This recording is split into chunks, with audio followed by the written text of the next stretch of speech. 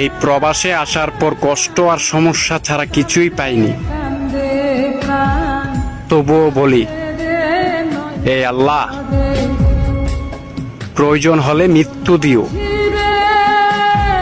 তবুও ব্যর্থতা দিয়ে দেশে ফিরায়ও না। অনেক ভালো লাগা, অনেক ভালো থাকা বিসর্জন দিয়ে এই প্রবাসের মাটিতে এখনো বেঁচে আছি, আলহামদুলিল্লাহ।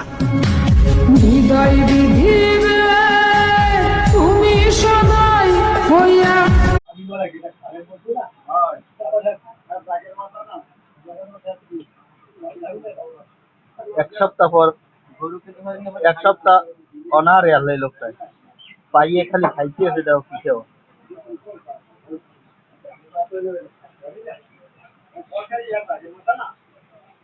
এই জন্য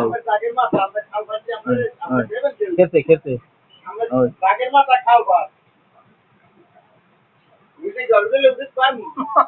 এই ভিডিওটা তো তুইও দেওয়া তাদের এই সেই তোর বাপে হওয়ার কেমন দিয়েছে।